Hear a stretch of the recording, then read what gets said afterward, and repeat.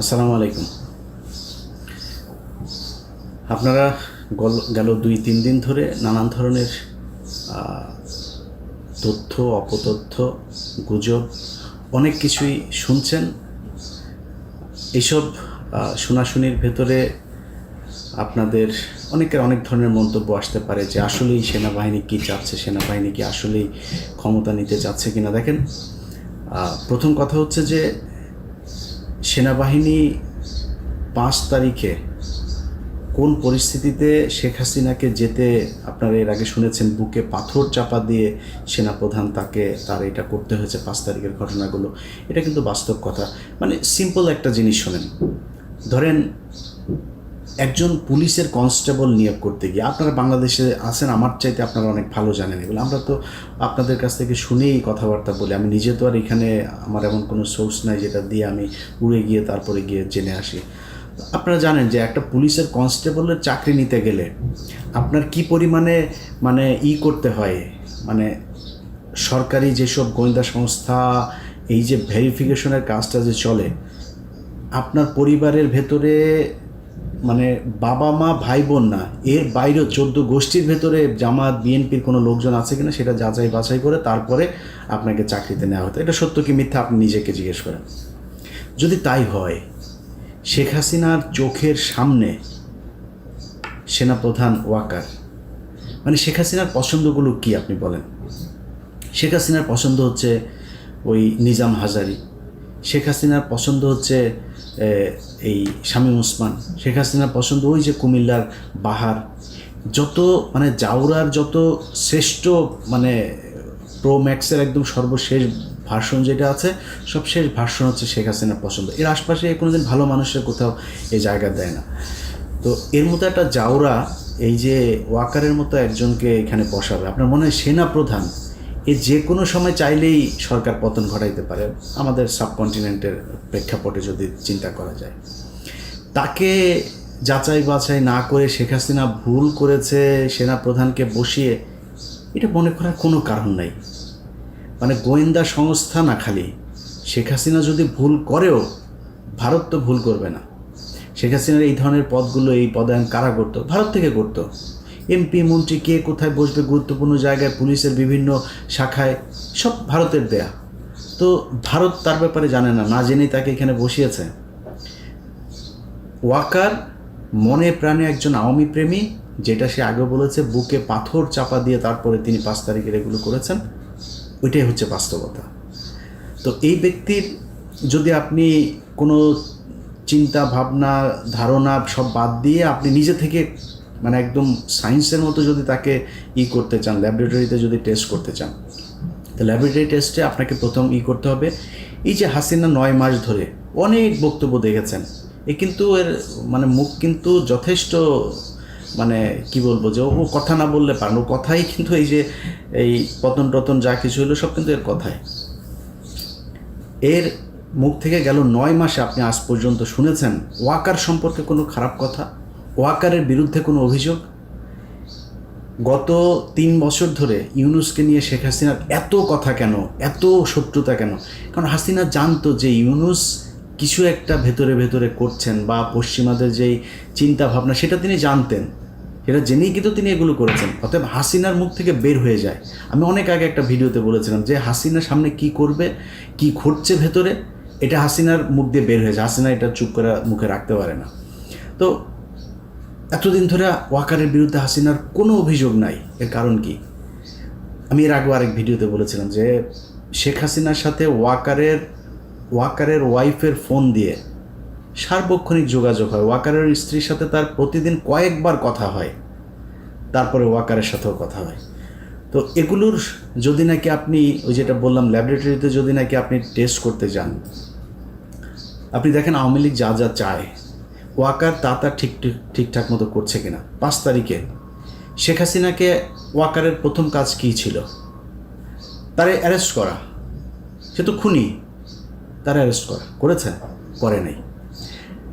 এই যে আয়নাঘর থেকে তো সাথে সাথে বের করে দেওয়া দরকার ছিল, লোকজনরা যাইতে দেয় নেই। প্রথমেই তো তার এটা উচিত ছিল যে কোথায় আছে। সে মনে করেন আয়নাঘরের এগুলো খালি জিয়াউল হাসান সব কিছু করেছে, আর কেউ সব ফেরেস্তা। এখন জিয়াউল হাসানকে বানানো হয়েছে হচ্ছে বলির পাঠা। জিয়াউল হাসান মানে যত কিছুই তার বিরুদ্ধে অভিযোগ আছে, আমি জানি না সেগুলোর কতটা সত্য মিথ্যা আমি জানি না, কিন্তু এই লোক ছিল হচ্ছে স্ট্রেট ফরওয়ার্ড লোক। যারা যা বলতো, যারা মেরে ফেলবো তার মেরে ফেলবো, এই টাইপের লোক সে একজন। এখন এদের সাথে তেল দিয়ে চলতে পারেনি। বিএনপি জাতীয় সংসদ নির্বাচনে জেতার চান্স কম, বুঝলাম না। এখন আমি শিওর বিএনপি জিতবে না, সরকার গঠন করতে পারবে না। এডিটর সাহেব বিউ গলে না বিষণ্ণ সুর দেন না, এরা মেলা দিন শুনি না, তো বিদায়ের একটা সুর দেওয়া ভালো আর কি। ক্ষমতা আসার আগেই ক্ষমতা থেকে আল। আমি কইছিলাম যে বিএনপি এই নিয়ে তাদের প্রচুর গব্য, নিজের যায় বিএনপি নিজের মারিছে। অনেকে তথ্য নিতেছে ছাত্র সংসদ নির্বাচন আর জাতীয় সংসদ নির্বাচন এক জিনিস না। এরাই কইছিল বট বাহিনী ভোট দিলে শিবির জিতবে, শিবিরের জনসমর্থন নাই, আছে বট বাহিনী। তত্ত্ব জাহানার আলোক কাম যা হওয়ার সেটা হয়ে যাবে ইলেকশনের সময়, ওই দিন বুঝবে। ডাকসু ইলেকশনের মধ্যে দিয়ে বাংলাদেশের সাধারণ মুসলমানরা তার রাজনৈতিক এজেন্সি খুঁজে পেয়েছে। সে নিজে রাজনৈতিকভাবে শক্তিশালী হয়েছে, সে জাতীয় নির্বাচনও ব্যালটে রায় দিবে। আর বিএনপির বাইরের রাজনৈতিক শক্তি তো বসে থাকবে না। তাহলে এখন কি বিএনপি ধ্বংস হয়ে যাবে?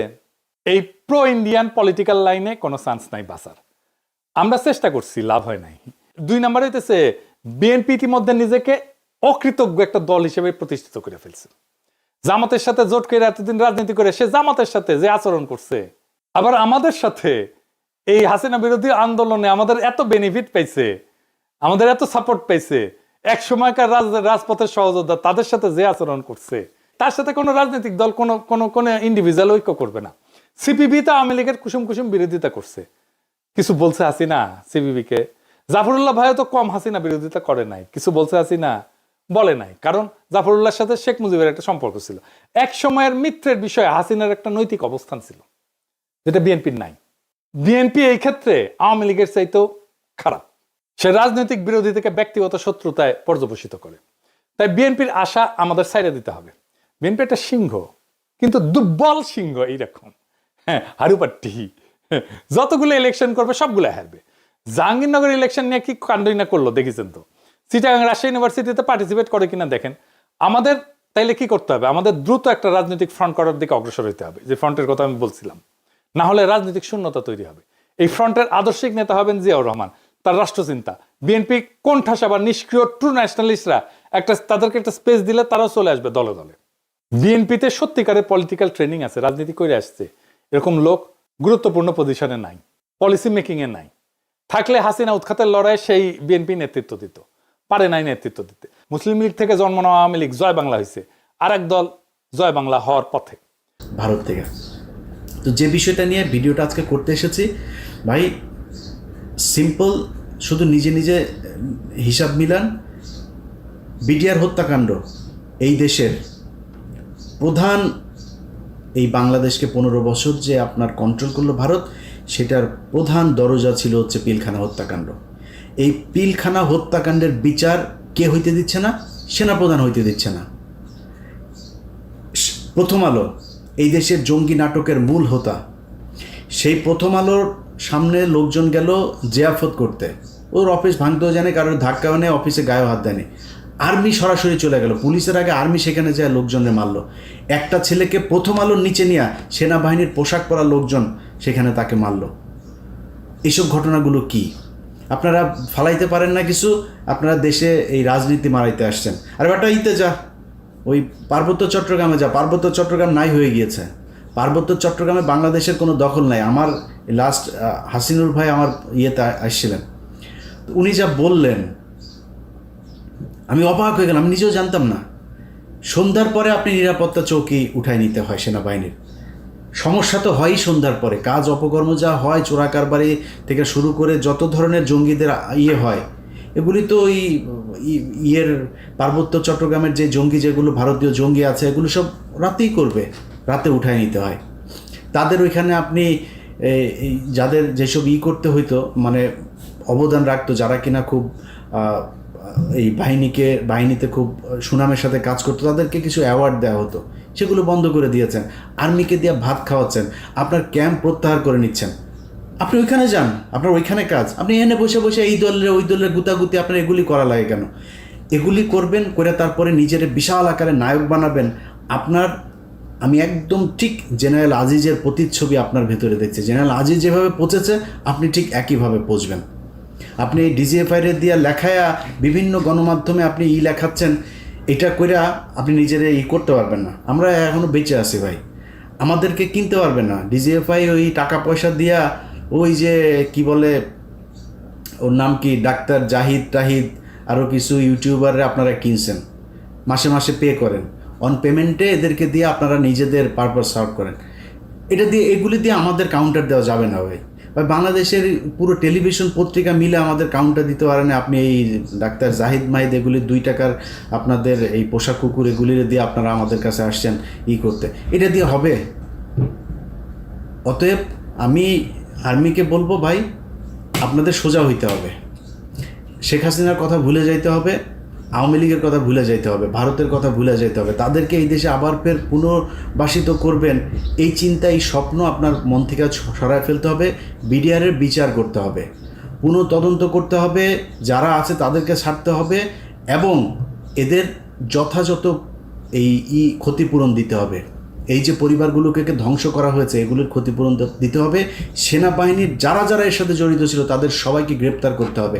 ওই ঘরবন্দি, নজরবন্দি, ক্যান্টনমেন্টের ভেতরে আপনাদের আলাদা সেলের মধ্যে রাখা এইসব ধনফোন বুঝায় পাবলিকের লাভ নাই। এদেরকে গ্রেপ্তার করতে হবে এবং সাধারণ আইনে গ্রেপ্তার দেখাইতে হবে, বিচারের মুখোমুখি করাইতে হবে। আপনারা এখান থেকে বের হইতে পারবেন। আমি অন্তত বেঁচে থাকা অবস্থায় আপনি বিডিআরের এটারে নিয়ে মানুষকে যা তা বুঝায় তারপরে আপনি বেঁচে যাবেন, ভারতকে বাঁচাবেন, আওয়ামী লীগকে বাঁচাবেন, আর্মির এইসব কালপিটদের বাঁচাবেন, এটা সম্ভব না। এটা এদেশে হইতে দেওয়া হবে না। সো আপনাদেরকে সিদ্ধান্ত নিতে হবে, আপনারা কি জনগণের বন্ধু হবেন নাকি আওয়ামী লীগের করে তারপরে 2 দিন পর ঘুচুমুচু করবেন এই শাসনের জন্য বাংলাদেশে। আপনার পিছনে জুনিয়র অফিসার যারা আছে তারা এখন খুব অ্যালার্ট। আপনার এই ভেতরের লোকজনই আছে যারা কিনা ওই জায়গায় আর যাইতে চায় না। আর যদি মনে করেন কিছু লোকজন নিয়ে আপনি একটা সিদ্ধান্ত নিয়ে নেবেন, এই দেশের মানুষ ওই জায়গাতে নাই এখন।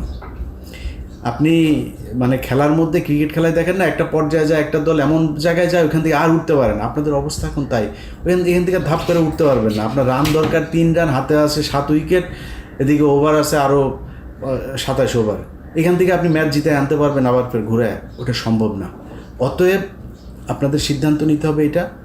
আর আমি খুব বিনয়ের সাথে বাংলাদেশের বিএনপি এবং জামায়াত আপনাদের কাছে বলতে চাই, বা ছাত্রদেরকেও বলতে চাই, ভাই আপনাদের ছাত্রদের সাথে খুব খারাপ একটা সম্পর্ক হয়েছিল, নতুন করে তাদের সাথে আমার সম্পর্কটা আবার আমি নিজেই তাদের সাথে শিথিল করেছি, সুন্দর করেছি। অতএব এই সম্পর্কটা তাদের সাথে রাখতে চাই। আপনাদের কাছে অনুরোধ একটা, তাদেরকে আমি এটাই বলেছি যে ভাই, এই প্রথম আলো, ডেইলি স্টার, এই ইন্ডিয়া, আওয়ামী লীগ এইসব ফাঁদে পা দেওয়া যাবে না। আপনাদের আমারে নিয়ে গালাগালি করেন, আমি কিচ্ছু বলবো না, কিন্তু আমারে যখন আপনারা দেখবো আমি প্রথম আলোতে গিয়েছেন, তখন ভাই আমার রক্ত এগুলি টকবক করে ফুটতে থাকে, আমি নিজেরা কন্ট্রোল করতে পারবো না তখন। সো এটা তাদেরকে বলা আছে। ছাত্রদেরকেও বলি, ভাই আমারে কারোর ক্ষমতার ভাগ দেওয়ার দরকার না। আমি কারোর কাছে কোনো চেয়ার চাই না, কোনো পদও চাই না, কিছুই চাই না, 1 টাকাও চাই না। যেখানে ছিলাম ওইখানেই আছি, এইখানেই থাকবো। আল্লাহ যেন সারা জীবন ওই জায়গাতে রাখে। আল্লাহর কসম করে বললাম ভাই, এই ভিডিওটা যখন রেকর্ড করছি তার কয়েক মিনিট পরে মাগরিবের নামাজ, এই সন্ধ্যার সময় সবার সামনে আল্লাহর কসম করে বললাম, মৃত্যুর আগ দিন পর্যন্ত এই জায়গাতেই থাকবো ইনশাআল্লাহ। এই দেশের সার্বভৌমত্ব রক্ষায় আমার অনেক ভুল থাকতে পারে, কিন্তু নিজের জানতে আমি আমার নিজের সজ্ঞানে কোনো দিন এই দেশের বিরুদ্ধে অবস্থান নেব না, এটা মনে রাখেন। সো আপনাদের দেশ আপনারা চালাবেন, আপনারা ক্ষমতায় আসবেন, আপনারা বিরোধী দলে যাবেন, যা মনে চায় করেন, কিন্তু এই দেশটা এই দেশের ভেতরেই থাকতে হবে। ভাই চাঁদাবাজি করেন, কোন ছাত্র কার কাছ থেকে টাকা নিয়েছে, কোন বিএনপির লোক কোন জায়গায় চাঁদা নিয়েছে, কোন জামাতের লোক কোন জায়গায় চাঁদা নিয়ে, আমার যায়ও না আসেও না, যা মনে চায় করেন, শুধু টাকা বিদেশে পাঠায়েন না। আর এদের সাথে হাত মেলানো যাবে না। এদের সাথে যে হাত মেলাবেন তারে আমি যখন যেভাবে আগেও বলেছি এখনও, যখন যেভাবে তাকে ন্যাংটা করার সুযোগ পাবো আমি কিন্তু ন্যাংটা করে দেবো। তো ওই জায়গাটা ঠিক রাখেন। আর আপনাদের কাছে সবচেয়ে বড় অনুরোধ সেটা হচ্ছে যে আপনারা তো ক্ষমতা চান, তাই না? ক্ষমতা চাইতে হইলে আপনারা যেটা মনে করছেন যে আমরা মনে হয় তৃতীয় কোনো পক্ষকে সুযোগ সুবিধা, না ভাই, আপনার মাথায় রাখতে হবে তারেক রহমান এখনও পর্যন্ত দেশে ফেরে নাই। নিশ্চয়ই দেশে ফেরার মতো পরিস্থিতি হয় নাই, তাই ফেরে। খুব সিম্পল হিসাব, কেন হয় নাই, যে কারণে হয় নাই সেটা আপনারা নিজেরা চিন্তা করেন। কারা কারা এখনো পর্যন্ত সেই সরকারের এই কি বলে এই আওয়ামী লীগ সরকারের লেসপেন্সার যারা যারা এখনো পর্যন্ত আছে তাদেরকে সরানোর ব্যবস্থা করেন। প্রথম আলো, ডেইলি স্টার সহ এই যে সন্তোষ শর্মা টর্মা এই যারা যেগুলো আছে এগুলোর ব্যাপারে চোখ কান খোলা রাখেন ভাই। এখনো পর্যন্ত নিজেদের মধ্যে এই দ্বন্দ্ব করার সময় এখনো আসে নাই। এখানে যদি ভারতকে যদি আবার আপনি সুযোগ দেন, ভারত হাসিনা আসতে পারবে না হয়তো, কিন্তু ভারত ওই আওয়ামী লীগের মতোই আরেকটা শক্তিকে এখানে দাঁড় করাবে। সো সেটা যদি হয় আপনার মাথায় রাখতে হবে, আপনাদের বিএনপি করেন যারা, আপনাদেরকে ভাই পরীক্ষা নেওয়ার কিছু নাই। আপনারা এই গেল 15 বছরে যারা কিনা এখন নতুন করে আবার বিএনপিতে যোগ দিচ্ছেন তারা না, এই গত 15 বছর যারা বিএনপি করেছেন, সে ভালো খারাপ যা মনে চায় সে অন্তত এইটা প্রমাণ করেছেন যে আপনি ভাই দেশপ্রেমিক, এবং ভারতের ব্যাপারে আপনি কোনো ছাড় দেন নাই। কিছু তো আছেই, বিএনপি জামাত এর মধ্যে কিছু আছে যারা কিনা ভেতরে ভেতরে তাদের সাথেও যুক্ত ছিল, আমি তাদের কথা বলছিলাম, কিন্তু বাংলাদেশের সংখ্যাগরিষ্ঠ বিএনপি জামাত পরীক্ষা দিয়ে এসছেন আপনারা। আপনাদের এই দেশের অনেক অবদান, আপনাদেরকে তুচ্ছ তাচ্ছিল্য করে আপনাদের বিরুদ্ধে কথা বলার ওই শক্তি সাহস কোনোটাই আমার নাই। আপনাদের কাছে খালি অনুরোধ ভাই, আল্লাহর ওয়াস্তে আওয়ামী লীগ এবং ভারত এই দুইটার ব্যাপারে আপনাদের সজাগ থাকতে হবে। আমার ব্যাপারে, আমাদের ব্যাপারে আপনাদের কোনো টেনশন করার দরকার নেই যে আমরা মনে হয় উস্কাচ্ছি কাউকে বা কোনো কিছু, এরকম কোনো কিছু না। এখানে সেনাপ্রধান চাচ্ছে সে একটা সেনা শাসনের দিকে নিয়ে যাইতে, তার একটা বলয় তৈরি করতে, বিভিন্ন জায়গায় তার প্রভাব বিস্তার করতে। এটার ব্যাপারে আপনাদেরকে সজাগ থাকতে হবে। সেনাবাহিনীর কোনো ফাঁদে কেউ পা দেবেন না। সেনাবাহিনী যদি নাকি কোনো নোট দেয়, কোনো কিছু দেয়, আমি নিজেও এখন এই ব্যাপারে খুবই অ্যালার্ট।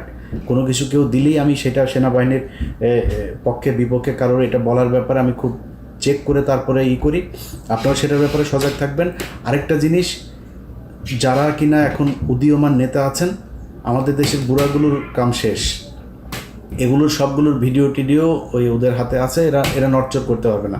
উদীয়মান নেতা যারা আছেন ভাই, সরাসরি বলি, কেউ কিছু মনে করেন না, গার্লফ্রেন্ড আছে, মেয়ে মানুষের সাথে হোটেলে যান, যেখানে যান যাই করেন, আমি ধর্ম ব্যবসা করতে আসি নাই ভাই, এটা করেন না। প্রথম কথা হয়েছে এটা করেন না। যদি করেন খুব সাবধানে, কার সাথে কথা বলেন সেগুলি খুব সাবধানে, কার কাছ থেকে টাকা নিচ্ছেন খুব সাবধানে, খুব হিসাব করে এগুলো করেন। কারণ আপনার এইটা দিয়ে আপনাকে বাধ্য করা হবে একটা কাজ করতে। আপনার যখন একটা ভিডিও থাকবে, আপনার যখন একটা অডিও থাকবে, আপনার টাকা লেনদেনের কোনো একটা ডকুমেন্টস থাকবে, তখন আপনাকে দিয়ে যে কোনো কাজ করাইতে তাদের সুবিধা হবে যে তোমার এটা ছাড়া দেবো, তাতে এটা করো। সো ওই সুযোগটা আপনারা দিয়েন না। আমাদের উপরের যারা আছে সিনিয়র নেতা শেষ, সবার জীবন শেষ। এগুলো ইন্ডিয়ার কাছে ধরা, প্রথম আলোর কাছে ধরা। প্রথম আলোর যে এই যে মেরিল প্রথম আলো আছে না, এই যে নর্তকীদের এনে যে দেওয়া হয়, এই নর্তকীদের দিয়ে তারপরে টানা হয়, বড়শি দিয়ে তারপরে মাছ টানা হয়, টেনে এনে তারপরে বড়শির মধ্যে করে এগুলোর দিয়ে সারা জীবন শিকার করা হয় চারিদিকে। সো এই নায়ক নায়িকা, গায়ক গায়িকা, সুন্দরী মডেল, তারপরে হঠাৎ করে বাসের মধ্যে পরিচয়, সিএনজিতে পরিচয়, ফোন করে ভাইয়া আপনার কাছে দেখেছিলাম, এসব থেকে খুব সাবধানে। এই থেকে যদি সাবধানে না থাকতে পারেন, আপনি জীবনে কোনো দিন এই দেশে রাজনীতি করে আপনার নিজের যে ইচ্ছা, আমার বিশ্বাস অনেক মানুষ আছে, ইভেন আসিফ নজরুলের কথা বলি, আসিফ নজরুল নিজেও দাঁড়াইতে পারে না শুধুমাত্র এই একটা কারণে, সেটা হচ্ছে মেয়ে মানুষের ভিডিও টিডিও এগুলো তার আছে। আমার বিশ্বাস যে আসিফ নজরুল এমন একটা মানুষ, সে কিন্তু সম্মান চায়, সম্মানিত হইতে সুন্দর করে কথা বলেন, তিনি পারেন না, ওই একটাই কারণ। অতএব উদীয়মান যারা আছেন তারা খুব সাবধানে, সামনের সময়গুলো ভাই খুব ক্রিটিক্যাল। আমরা চাই ইউনূস একটা সুন্দর পরিস্থিতির ভেতর দিয়ে নির্বাচন দিবে, এবং সেই নির্বাচনটা যত দ্রুত সম্ভব তত দ্রুত দিবেন, যাতে এই দেশে নির্বাচিত একটা সরকার আসতে পারেন এবং সেই সরকারের অধীনে আমাদের দেশ চলবে। তার আগ পর্যন্ত সবাইকে খুবই হিসাব করে চলতে হবে। বিএনপি জামাত আপনাদের ভেতরে যে দ্বন্দ্ব ভাই, অনেক নতুন বিএনপির সাপোর্টার হয়েছে যারা কিনা এখন নিজেকে বিরাট বিএনপি দাবি করার জন্য সারাদিন জামাতের বিরুদ্ধে বলে। জামাতের কিছু পক্ষের লোকজন এসে যারা সারাদিন, আমি ভাই জামাতের নেতা তারেক রহমান, শফিকুর রহমান, সবাই নিয়ে যা মনে চায় বলবো, আমার যদি কোনো কিছু বলতে ইচ্ছা করে আমি বলবো, কিন্তু এইটা মনে রাখেন আমি আওয়ামী বিরোধী ভাই, আমি ইন্ডিয়া বিরোধী, এইটা মাথায় রেখেন। যদি আপনাদের বিরুদ্ধে কিছু বলি, শুধু ওই জায়গায় আমাকে আঘাত করলে, প্রথম আলো, ডেইলি স্টার, সন্তোষ, ইন্ডিয়া, এগুলোর ব্যাপারে যদি আঘাত করেন আমি আপনার বিরুদ্ধে বলবো, এর বাইরে আমি বলবো না। কিন্তু নতুন নতুন গজিয়ে ওঠা কিছু বিএনপি জামায়াতের সাপোর্টার হয়েছে, তাদের দেখানো রাস্তায় নিজেদের মধ্যে গুতাগুতি বন্ধ করেন, গুতাগুতি করেন। এই দেশে বিএনপি ক্ষমতায় আসবে, জামাত বিরোধী দল হবে, এনসিপি বিরোধী দল হবে, এনসিপি ক্ষমতায় আসবে, জামাত বিএনপি বিরোধী দল হবে, কোনো সমস্যা নেই, দেশ চালান আপনারা এইভাবে। আপনারা মন্ত্রী হন, এমপি হন, যা মনে চায় হন, আমাদের কোনো যায়ও আসবে না। কিন্তু নিজেদের ভেতরে ঠিক রাখেন। আওয়ামী লীগ ইন্ডিয়ার ব্যাপারে এই যে আপনাদের দেখলাম, আমি আজকে আরো শক্তি পাইলাম, এই স্লেভারি করতে গেছিলেন নাকি ইন্ডিয়ান অন্য কেউ এসে আপনার সঙ্গে সামনাসামনি কথা বলে গেছে, কোনো মন্ত্রণা দিয়ে গেছে?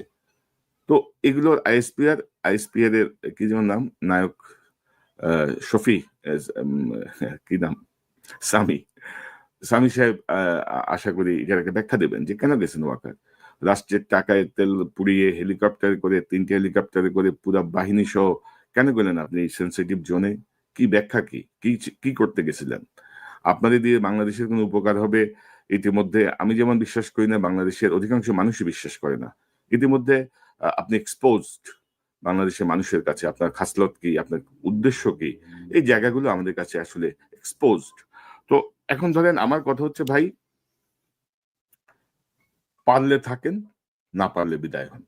কোনো ধরনের ষড়যন্ত্র করে নরপিশাচ, গুম খুন এবং জুলাই হত্যাকারীদেরকে আপনি কোনোভাবে রক্ষা করতে পারবেন না।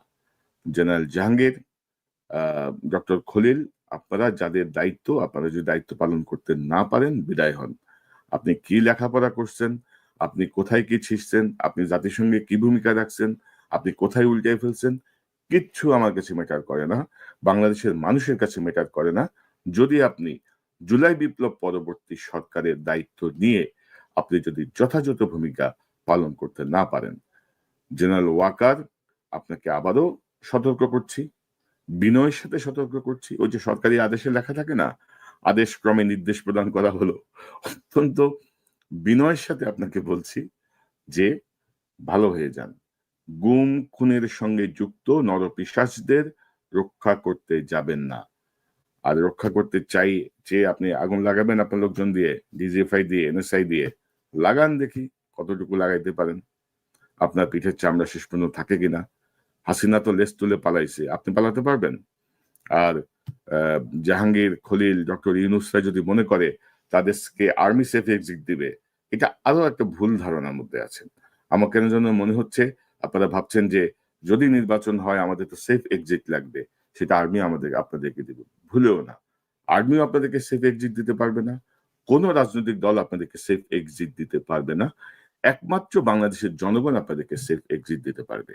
এবং আমার তো মনে হচ্ছে এই সব নাশকতা সৃষ্টি যেমন বিচারকে ঠেকানোর জন্য, সিভিল কোর্ট থেকে সেনা কোর্টে নেওয়ার জন্য, তেমনি নির্বাচনটাকেও তারা ভণ্ডুল করার একটা পরিকল্পনা আঁটছে। বাংলাদেশের গোয়েন্দা সংস্থার সঙ্গে যারা বিভিন্ন পর্যায়ে যুক্ত আছেন তাদেরকে অনুরোধ করব, অনেক হয়েছে ভাই, দয়া করে দেশের পক্ষে আসেন, দয়া করে দেশের পক্ষে আসেন। একটা ভারতের প্রেসক্রিপশনে, হাসিনার প্রেসক্রিপশনে দেশটাকে আরো বিপন্নতার দিকে ফেলে দেবেন না। কারণ জুলাই বিপ্লবের সেকেন্ড ফেজ যদি শুরু হয়, সেই সেকেন্ড ফেজ কিন্তু জাহাঙ্গীর গেট থেকে শুরু হবে এবং জাহাঙ্গীর গেট থেকে সেটা ভেতরের দিকে যাবে। আপনারা সেটা ঠেকাতে পারবেন না। এবং আপনারা দেখেছেন, আপনারা গুলি করে তো কম মানুষ মারেন নাই, জাতিসংঘই বলছে 1400, ধরে নেওয়া হয় 2000-এর বেশি মানুষ মারা গেছে, বহু লাশ এখনো কি বলবো পরিচয়বিহীন ভাবে দাফন করা হয়েছে। সো আপনারা দেখেছেন, মানুষ বুলেট ফুলেট ভয় পায় না ভাই, মানুষ চোখ রাঙানি ভয় পায় না। বাংলাদেশের মানুষ গত 15 বছরে অন্তত আরো শক্তিশালী হয়েছে। বাংলাদেশের মানুষ বাঁশের লাঠি নিয়ে মহান মুক্তিযুদ্ধে ঝাঁপিয়ে পড়ে দেশকে স্বাধীন করেছে। বাংলাদেশের মানুষ 69 দেখেন, 1971 দেখেন, 90 দেখেন, মানুষ যখন ক্ষিপ্ত হয়ে ওঠেন, 24 দেখেন, মানুষ যখন ক্ষিপ্ত হয়ে ওঠে কোনো কিছুই তোয়াক্কা করে না। সো আপনারা এর পরেও ভাবছেন আপনারা চোখ রাঙাবেন, নানা রকমের ভয় ভীতি দেখাবেন, নাশকতা করবেন, আগুন জ্বালায় দিবেন, গুলি করে মারবেন, হ্যান করবেন, ত্যান করবেন, আপনারা ধাক্কা দিলেই খুলে যায়, লাগে না ঠিক মতো, বাঁকাতেরা। তারপরে আছে মেয়েদের ডিস্টার্ব করা, একা একা কোনো মেয়ে হাঁটতে পারে না, দল বাইন্দা যাইতে হয়, ওত পাইতে থাকে, একা পাইলে ডিস্টার্ব করে।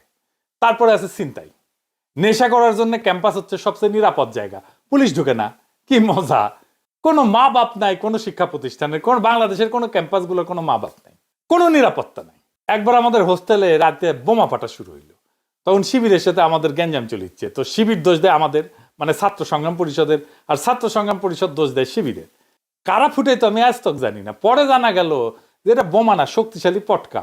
মশার কয়েল জ্বালায়, তার সাথে পটকা লাগায় রাখতো, সুতে দিয়ে বাইন দেয়, টাইম বোমের মতো।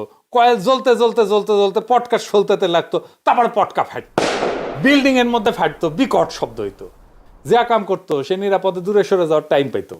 আর ফাটার পরে ওইখানে যে মশার কয়েলটা ছিল ওইটা আর বোঝা যেত না। একটা পটকা ফাটেনি, তারপরে আমরা বুঝতে পারলাম যে কি ঘটনা। এমনকি হোস্টেলের পিছনে এই গোপে গাপে এই সমস্ত জায়গায় মেয়ে নিয়ে আসতো আশেপাশে পাড়ার ছেলেপেলেরা। হোস্টেলে এসে থাকতো। আর থাকতো কারা? যারা রাইতে বাসায় থাকতে পারে না, মামলা আছে, পুলিশ খুঁজে। তার মানে হোস্টেল হইয়া ওঠে গুন্ডা মাস্তান অপরাধীদের অভয়ারণ্য। আমি তখন ছাত্র সংসদের জিএস, তখন মেডিকেল কলেজের রাস্তায় রাতে চিন্তায় এমন বাড়লো যে কল্পনাতীত। প্রত্যেক রাতে 2-3 জনের চিন্তায় হইতো। তো আমরা ঠিক করলাম যে ছাত্র সংসদের সবাই মিলে পালা করিয়া রাতে পাহারা দিব রাস্তায়। দেয়া শুরু করলাম, থামলো চিন্তায়। সারা রাত পাহারা দিতাম, আর সকালে বিন্দুর মোড়ে গিয়ে নাস্তা করতে হবে। তো এখন আমার ক্ষুদ্র ভাতার ভগ্নীরা কবে, তো দাদা ক্লাস করতেন কখন? সারা রাত তো পাহারা দিতেন। আরে পাগলা, ক্লাস করতাম নাকি? রাতে পাহারা দিয়ে দিনে ঘুমাইতাম। এভাবে তো ঘরের খেয়া বনের মশতার সারা জীবন। কয়েকজনের চিন্তায় ঠেকাইতে গিয়ে নিজের জীবনের অনেক মূল্যবান টাইম এভাবেই দিছি। মেডিকেল কলেজের টয়লেটগুলো ছিল এজমালি, যাওয়া যাইতো না টয়লেটে, সব নষ্ট করে রাখতো। যে খুশি আইসে টয়লেট করতো, আর পরিষ্কার করতো না কেউ। যে খুশি আইসে দোকান দিয়ে বসতো যেখানে সেখানে। হোস্টেলের সামনে দিকে একটা বিশাল রেস্টুরেন্ট দিয়ে বসেছে, টিনের ঘর বানায়। মানে এই শিক্ষা প্রতিষ্ঠানগুলোতে কার গোয়া কে মারে, ধুলায় অন্ধকার।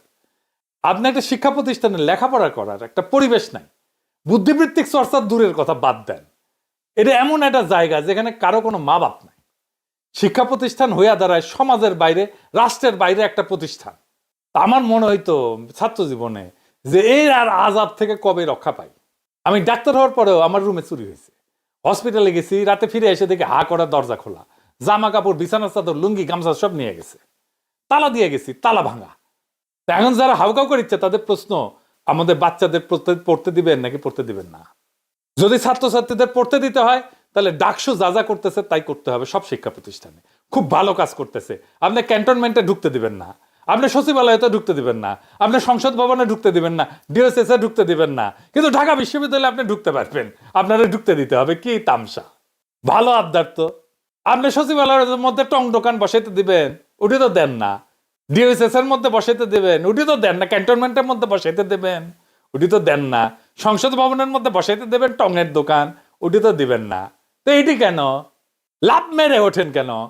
আসেন এবার দেখি যে বিশ্বের যে বিভিন্ন বিশ্ববিদ্যালয় আছে এখানে বহিরাগত চলাচল নিয়ন্ত্রণের ব্যবস্থা কেমন। ইউরোপের বিশ্ববিদ্যালয়ে তো পড়িছি, আজ আসেন দেখি। পৃথিবীর কোনো বিশ্ববিদ্যালয় সম্পূর্ণ উন্মুক্ত না, আবার সম্পূর্ণ বন্ধও না, বরং প্রত্যেকে তাদের নিজস্ব ইতিহাস, নগরের অবস্থান এবং সমাজ এবং সংস্কৃতির সাথে মিলায় নিজের একটা নিরাপত্তা কাঠামো তৈরি করছে। আমেরিকার বিশ্ববিদ্যালয়গুলো ওপেন বাট কন্ট্রোল এই মডেলে চলে, যেমন হার্ভার্ড, স্ট্যানফোর্ড, এমআইটি, এই সমস্ত বিশ্ববিদ্যালয় শহরের ভেতরে। সেই জন্য তারা জনসাধারণের জন্য তাদের রাস্তা, পার্ক, ক্যাফে খোলা রাখে। তবে একাডেমিক ভবন, রেসিডেন্স হল, গবেষণাগার, এখানে ঢুকতে হলে ইলেকট্রনিক কি কার্ড বা ডিজিটাল আইডি স্ক্যান করা বাধ্যতামূলক। প্রত্যেকটা বড় বিশ্ববিদ্যালয়ের নিজস্ব ইউনিভার্সিটি পুলিশ আছে, যারা স্থানীয় পুলিশের মতোই কাজ করে, কিন্তু বিশ্ববিদ্যালয়ের ভিতরে স্বায়ত্তশাসিতভাবে কাজ করে। তারা 24 ঘন্টা টহল দেয়, সিসিটিভি মনিটর করে এবং জরুরি অবস্থায় শহরের পুলিশের সঙ্গে যৌথভাবে কাজ করে। ইউরোপের বিশ্ববিদ্যালয়গুলোতে দেখেন, যেমন ধরেন ব্রিটেনের অক্সফোর্ড বা কেমব্রিজ, তাদের কলেজ ব্যবস্থা অনেকটা ছোট শহরের ভেতরে একটা ছোট নগরের মতো। প্রত্যেকটা কলেজের গেটে একজন পোর্টার থাকে, কিন্তু যে ভিজিটারের রেজিস্টার রাখে, কারো আইডি যাচাই করে, আর রাতে গেট বন্ধ করে দেয়। এইটা একদিকে ঐতিহ্য, অন্যদিকে একটা নীরব নিরাপত্তা কাঠামো। বিশ্ববিদ্যালয়ের রাস্তা, ক্যাফে এগুলো খোলা থাকলেও একাডেমিক বা আবাসিক কোয়ার্টারগুলোতে প্রবেশ কিন্তু কঠোরভাবে নিয়ন্ত্রিত। ফ্রান্সে ধরেন সরবন বা সিটি ইউনিভার্সিটি বা সেন্সপো, এগুলা একটু পদ্ধতি ভিন্ন। এখানে বিশ্ববিদ্যালয় ভবনে প্রবেশের আগে সবার কিন্তু ব্যাজ স্ক্যান করতে হয়, দর্শনার্থীদের আগে অ্যাপয়েন্টমেন্ট নিতে হয়, রেজিস্ট্রেশন করে অনুমতি নিতে হয়। মানে ছাত্র হইলেও আপনি অন্য বিল্ডিংয়ে যাবেন, অন্য ক্যাম্পাসে যাবেন, ওইখানে আপনাকে আগে অ্যাপয়েন্টমেন্ট নিতে হবে। আপনি সরবনের ছাত্র, আমি সরবনে ভর্তি হওয়ার পরে লাইব্রেরি কাট করতে বললো, তো সেন্ট্রাল লাইব্রেরির মূল ক্যাম্পাসে ওইটা যে শাহ মিশেল নটর ডেম দেখেন না, ওর কাছে তো গেলাম কাট করতে, ঢুকতে দেয় না। আমি ছাত্র, তাও ঢুকতে দেয় না, বলে লাইব্রেরি কার্ড আলাদা। আমি কই কার্ড করতেই তো আসিছি, কয় আগে অ্যাপয়েন্টমেন্ট নাও তারপরে আসো। প্যারিসে বিশ্ববিদ্যালয় ভবনগুলো শহরের সাথে মিশে থাকলেও তাদের প্রত্যেকটা দরজায় নিরাপত্তা কর্মী থাকে, ডিজিটাল প্রবেশ রেকর্ড রাখা হয়। চীনের মডেল তো আরো কঠোর। জিনিয়া ইউনিভার্সিটি বা পিকিং ইউনিভার্সিটির ক্যাম্পাসে পুরোপুরি গেট লক, ডিজিটালাইজড। প্রত্যেকটা গেটে নিরাপত্তা রক্ষী, ফেস রিকগনিশন হয়, আইডি স্ক্যান সিস্টেম থাকে, বাইরে কেউ ঢুকতেই পারে না যদি না আগে থেকে অনলাইনে ভিজিটার রিকোয়েস্ট অনুমোদন না নেয়। বিদেশি অতিথিদের জন্য আলাদা গেট থাকে, রেজিস্ট্রেশন ডেস্ক থাকে। কয়েকদিন আগে আমি ইউনিয়ন ইউনিভার্সিটিতে গেছিলাম, ওইখানে একটা মিটিং ছিল, গেট বন্ধ কিন্তু পুরাপুরি, আমাদের নামে আলাদা আলাদা ব্যাচ, সেইটা নিয়ে তারপরে ঢুকতে হইল। এই আমাদের অঞ্চলে বিশ্ববিদ্যালয়গুলো ঐতিহাসিকভাবে উন্মুক্ত এবং শহরের অংশ হিসেবে গড়ে উঠছে। কিন্তু দেখেন জওহরলাল নেহরু ইউনিভার্সিটি বা দিল্লি ইউনিভার্সিটিতে এখন কিন্তু ভিজিটার লগ আছে এবং গেটে তারা প্রবেশাধিকার নিয়ন্ত্রণ করে, এবং রাতে কিন্তু একটা কারফিউ নীতি আছে, মানে রাতে কেউ চলাচল করতে পারবে না। এই যে দক্ষিণ এশিয়ায় এই যে ওপেন ক্যাম্পাস সংস্কৃতি এত গভীরে যে এইটাকে সম্পূর্ণভাবে নিয়ন্ত্রণ করা এখনো সামাজিকভাবে গ্রহণযোগ্য হয়নি, সেই জন্য হাউকাউ শুরু হয়ে যায়। কিন্তু এই সমস্ত বিশ্ববিদ্যালয়ের অভিজ্ঞতা থেকে দেখা যায় যে সফল মডেলগুলো কখনোই শুধু নিরাপত্তা না, স্বাধীনতা, উন্মুক্ততা, সৃজনশীলতা রক্ষার সমন্বয় ঘটাইছে। একদিকে ক্যাম্পাসে অপরাধ বা অনধিকার প্রবেশ বন্ধ করা হয়, অন্যদিকে চিন্তার স্বাধীনতা, জনসম্পৃক্ততা এবং সংস্কৃতির প্রবাহ এটা কক্ষুণ্ণ রাখা হয়। ঢাকা বিশ্ববিদ্যালয়ের ডাকসুজা করছে এটা সাময়িক।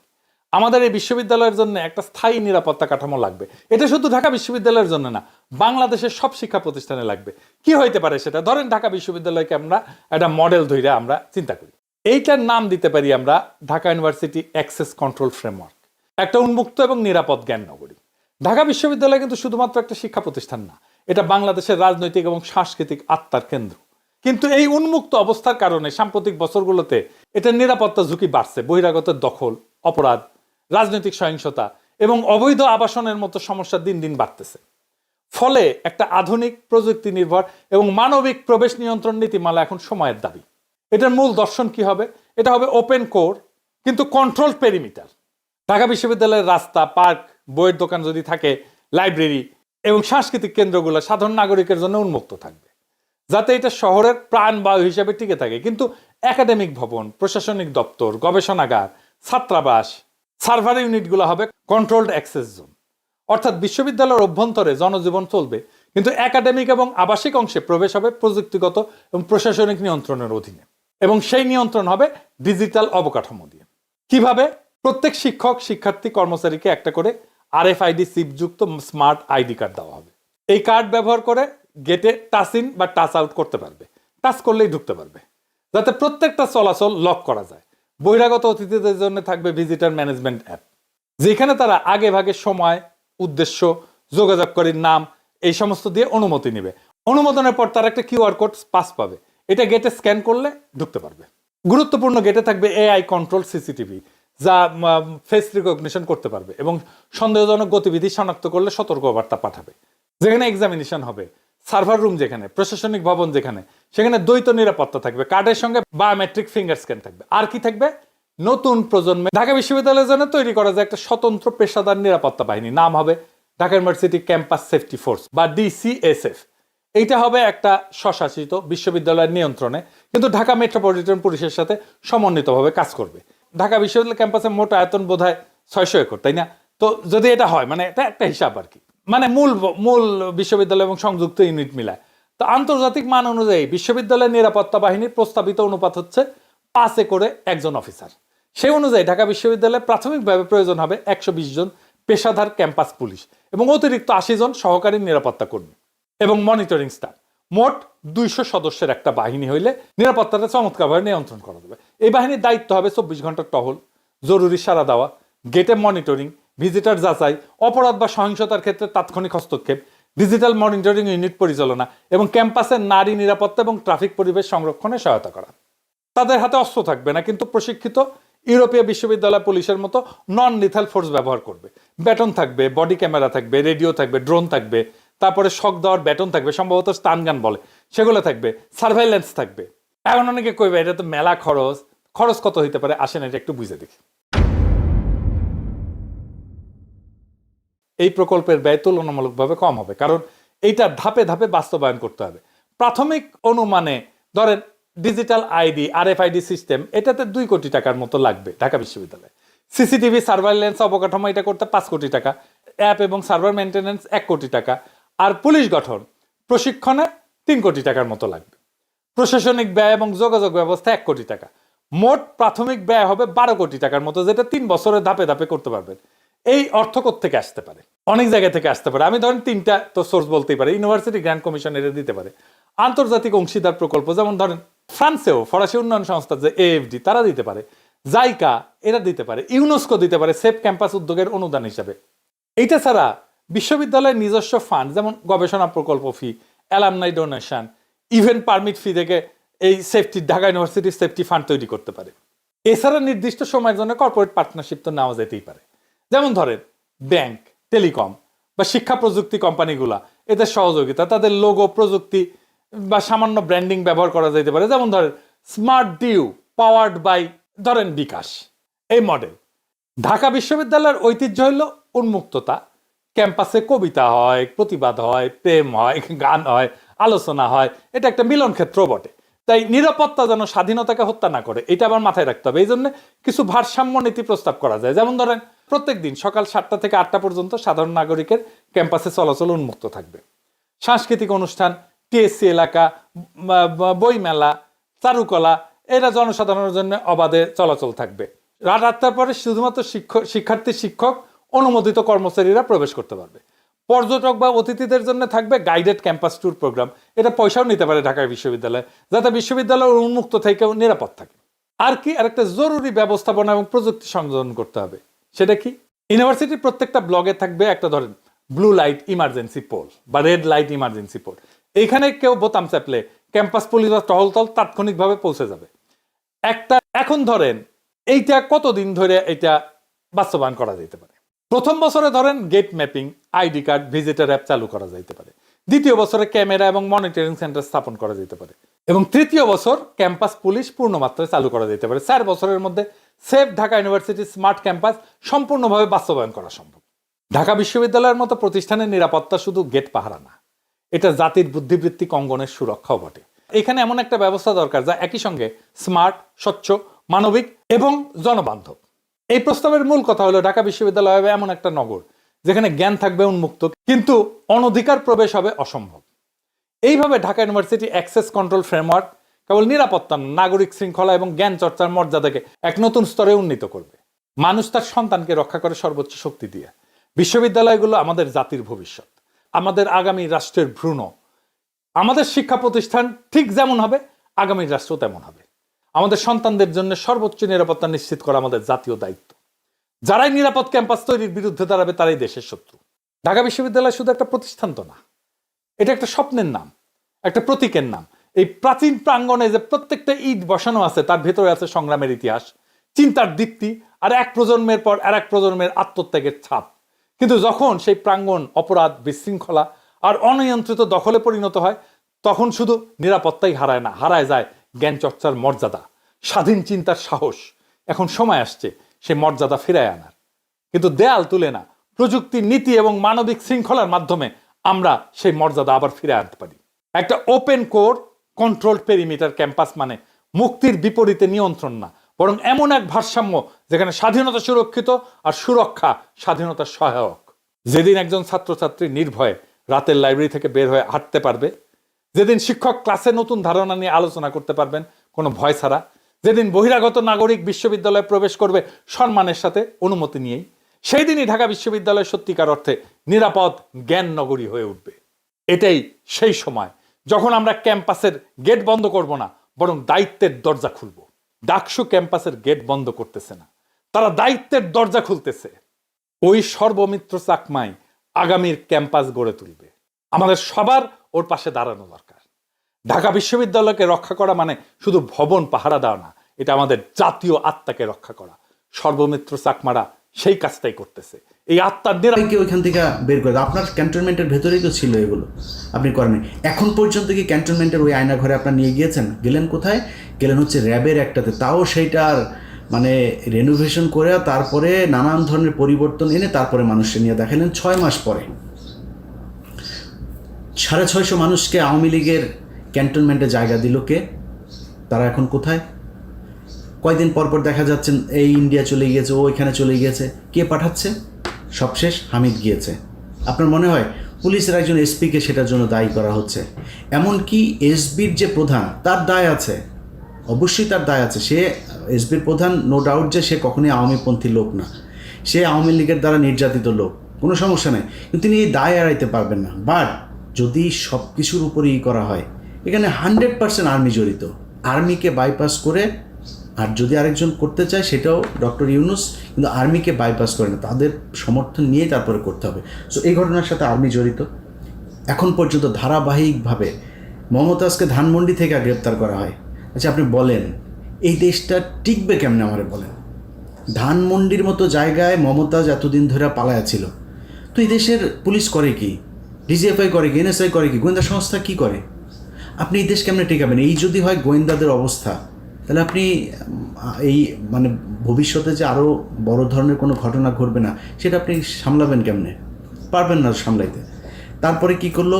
হাসিনার বাড়ি ভাঙবে পোলাপান, ওটা তো বাকশালের আতুর ঘর, ওইখানে বসে এই দেশের যত অপকর্ম সব হয়েছে, এই দুর্নীতি থেকে শুরু করে এই পর্যন্ত এই বাংলাদেশের যত অবক্ষয়, ভারতের যত যোগসাজশ, ভারতকে এই দেশে কাজ করতে দেওয়ার যত কিছু সব ওই ঘরে বসে হয়েছে।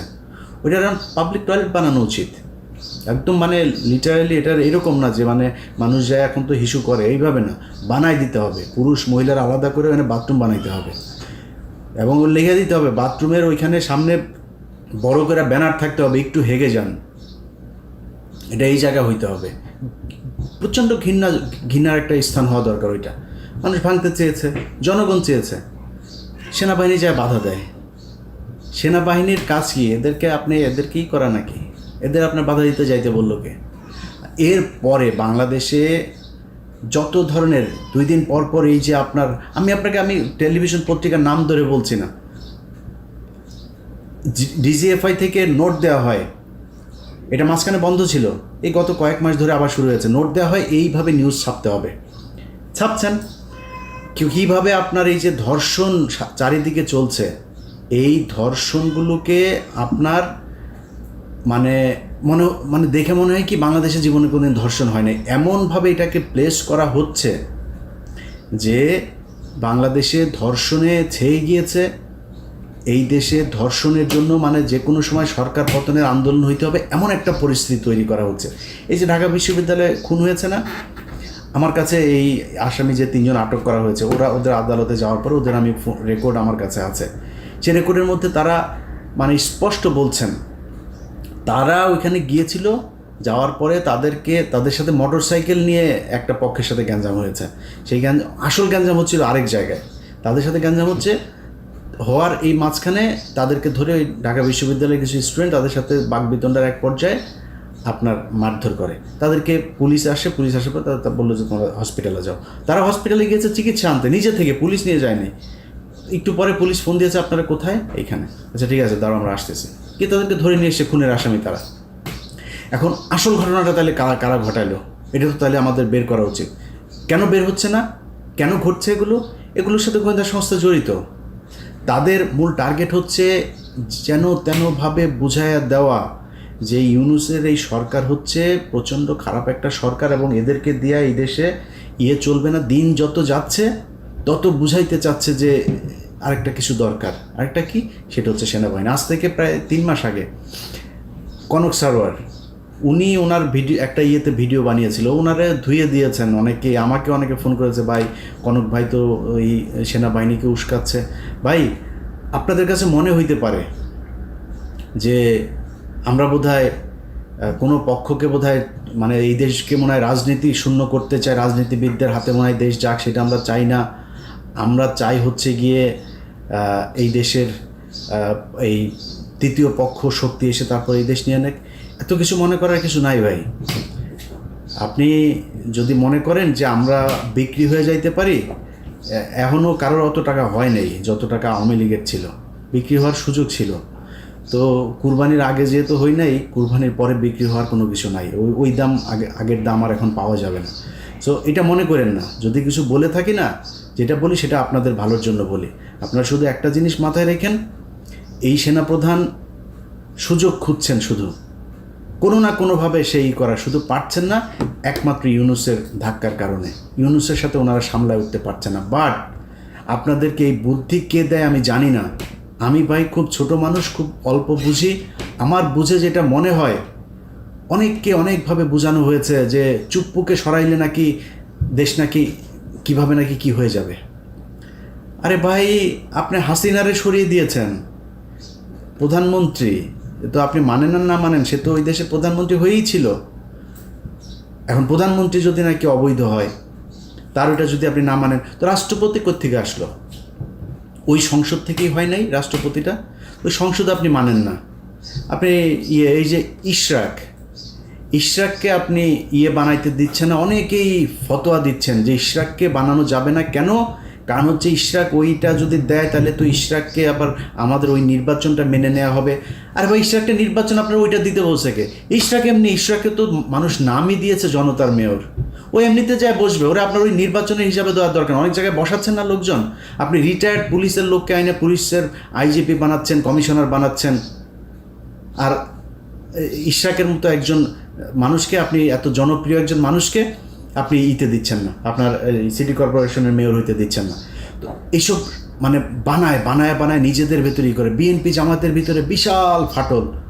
ভাই, আপনি কি মনে করেন যে এই দেশে যদি নাকি ইন্ডিয়া আবার এই দেশের দখল নেয়, কন্ট্রোল নেয়, আপনার মনে হয় বিএনপি বা জামাত কাউকে মানে ছেড়ে দিবে? এটা বিএনপির, ওরে কিছু বলিস না, আমাদের লোক এটা বলবে যে জামাত আমাদের খুব করেছে, আমাদের মাফ করে দিয়েছে, জামাতের ওদের কিছু বলিস না। মনে হয় আপনাদের ভিতরে সুকৌশলে এবং সোশ্যাল মিডিয়াতে, আমি গতকালকে আমার ফেসবুকে একটা পোস্টও করেছে, এই যে নিজুম মজুমদার, যে হারপিক মজুমদার আছে, এই হারপিক মিলে ওদের তো ধরেন সারাদিন কোনো কাজ নেই এখন, ওদের খালি অপেক্ষায় থাকে যে, এটা আমরাও ছিলাম এক সময়, যে কখন হাসিনার পতন হবে। ওদের কাজ হচ্ছে ওইটা। বাট আমাদের সাথে যেই জনসমর্থনটা ছিল, ওদের সাথে সেই সমর্থনটা নাই। পার্থক্য শুধু এই জায়গাটাতে। ওরা করছে কি, বিএনপির নামে আইডি খুলছে, অমুক উপজেলা যুবদল, অমুক জেলা ছাত্রদল, এভাবে খোলা বিএনপির, আবার শিবিরের নামেও খুলছে একইভাবে। বিএনপিকে দিয়ে বলাচ্ছে শিবিরকে, জামাতকে, আবার জামাতকে দিয়ে খালেদা জিয়াকে নিয়েও খুব বিশ্রী ভাষায় কথাবার্তা বলাচ্ছে। বিএনপির লোকজন খেপছে। এই যে দুই পক্ষের মধ্যে মুখোমুখি দাঁড় করিয়ে দেওয়া হয়েছে, দাঁড় করিয়ে দিয়ে বোঝানো হচ্ছে যে তোমাদের জন্য বিএনপির চাইতে আওয়ামী লীগ বেটার একটা প্রতিপক্ষ। আবার বিএনপিকেও বোঝানো হচ্ছে যে তোমাদের জন্য জামাতের চাইতে আওয়ামী লীগ অনেক ভালো, বেটার প্রতিপক্ষ। কারণ জামাত আসলে জামাতের অনেক বেশি জনপ্রিয়তা লাভ করবে, তাদের কাছ থেকে তোমরা কখনো ভোটে জিততে পারবে না। এই যে জিনিসগুলো বুঝায়া যা করা হচ্ছে, সব গোয়েন্দা সংস্থার খেলা। এবং এই গোয়েন্দা সংস্থা কন্ট্রোল হচ্ছে কোত্থেকে? একদিন আগে জানিয়ে দিয়েছেন মিডিয়ার হত্যাকাণ্ড নিয়ে কোনো কমিশন হচ্ছে না। 2 দিন আগে আমার সব শেষ ইউটিউবের যে ভিডিও, সেখানে বলেছিলাম এবং চ্যালেঞ্জ দিয়ে বলেছিলাম যে বিডিআর হত্যাকাণ্ড নিয়ে কোনো কমিশন হচ্ছে না। আমি আগে জানলাম কিভাবে? যারা জানিয়েছে তারাই জানিয়েছে যে সামনে অবস্থা খুব ভয়াবহ। বিএনপি জামায়াত সহ অনেক লোকজন আছেন, তাদের কিছু লোকজন মুখ পুষা ফেলেন যে ইলিয়াস ভাই হলো গিয়া আমাদের শত্রু, ইলিয়াস ভাই মনে হয় নতুন কিছু বোধহয় চায়। আমরা নতুন কিছু চাই না, আমরা এই দেশে নির্বাচিত সরকারই চাই। কিন্তু এই সরকারের কাছে আমাদের কিছু চাওয়া ছিল, সেই চাওয়াগুলো পূরণ যে হবে না সেটা কবে জানলাম? বিডিআর হত্যাকাণ্ড নিয়ে যেসব জওয়ানরা জেলখানায় আছে, আমি কল্পনাও করি নাই যে 5 তারিখের পরে প্রথম শুনানি যেটা হইল, সেখানে তাদেরকে ছাড়বে না। কিন্তু ছাড়া হয়নি। কেন ছাড়া হয় নাই? এটা আমাকে প্রচণ্ড রকমের অবাক করেছে। তারপর থেকে কিন্তু আমি এই আসিফ নজরুলদের আপনার করা শুরু করেছে। কারণ কি, খবর তো আছে যে বিডিআরের এই যে জওয়ান, এই বিডিআর জওয়ানদেরকে তারা ছাড়বে না। কারণ এদের কাছে অনেক তথ্য আছে, যেই তথ্য তারা বের করতে চায় না। 5 তারিখ থেকে আজ পর্যন্ত এর মাঝখানে 2 জন জওয়ানকে মারা হয়েছে।